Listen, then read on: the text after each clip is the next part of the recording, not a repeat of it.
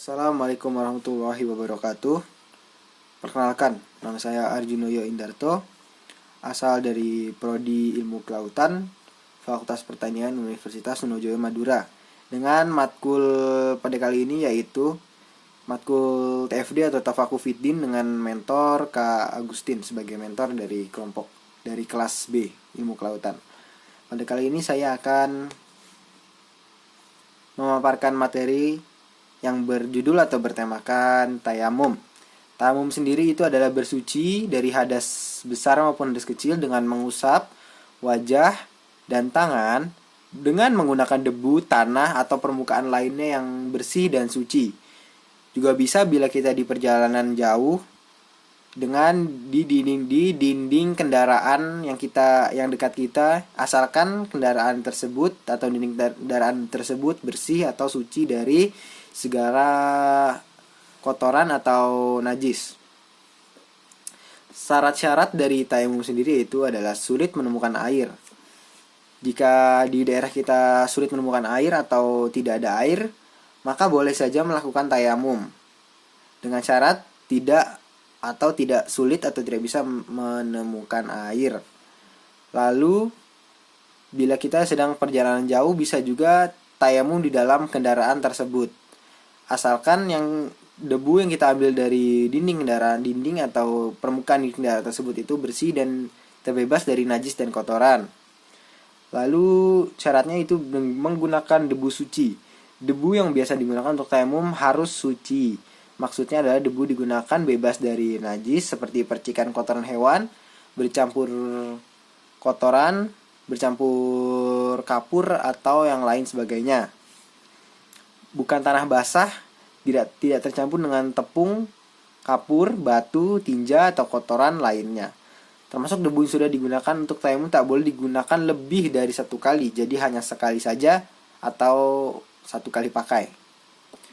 Lalu ada mengerti cara bertayamum yang baik dan benar sesuai dengan tata tertib tayamum.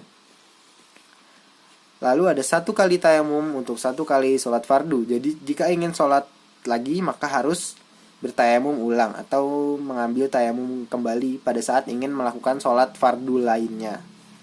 Lalu tata cara tayamum itu sendiri yaitu: pertama, siapkan tanah atau debu yang bersih. Apabila sedang di perjalanan bisa memakai debu yang ada di jendela atau dinding pada kendaraan.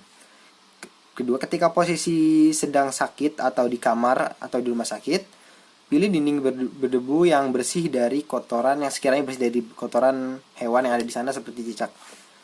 Kemudian disarankan menghadap kiblat, ucapkan bismillah, letakkan kedua telapak tangan pada debu dengan posisi jari-jari yang dirapatkan. Lalu usapkan telapak tangan pada seluruh wajah, disertai membaca niat dalam hati. Lalu tayamum berbeda dengan wudu, tidak disyaratkan mengusap pada bagian-bagian yang ada di bawah rambut atau bulu wajah, baik yang tipis maupun tebal. Yang terpenting meratakan debu pada seluruh bagian wajah.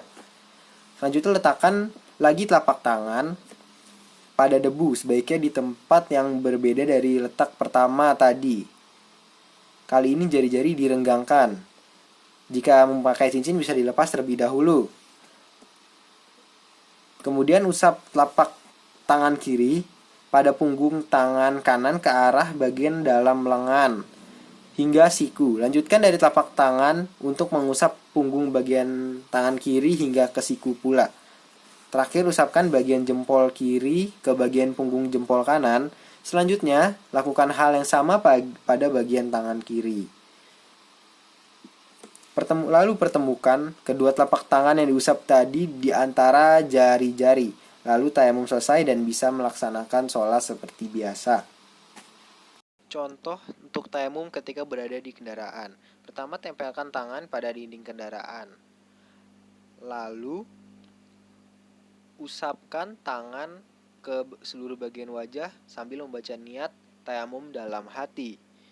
Kemudian tempelkan lagi tangan pada dinding, usahakan ke lain bidang dinding yang tadi kita tempelkan. Lalu Usapkan bagian punggung tangan kanan dan kiri. Lalu tempelkan lagi ke dinding kendaraan, lalu usapkan ke bagian siku tangan kanan dan siku tangan kiri.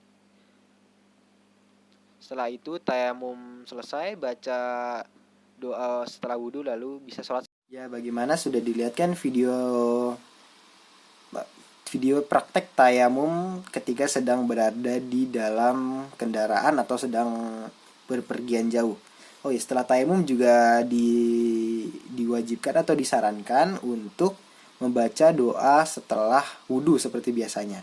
Lalu sholat seperti biasa, atau ketika di perjalanan sholat sesuai dengan pedoman yang ketika berada di perjalanan. Mungkin sekian pemaparan materi dari saya. Mungkin bila ada kesalahan atau kekurangan, mohon dibukakan pintu maaf yang sebesar-besarnya. Saya Arjunoyo Indarto pamit undur diri. Terima kasih telah menonton. Wassalamualaikum warahmatullahi wabarakatuh.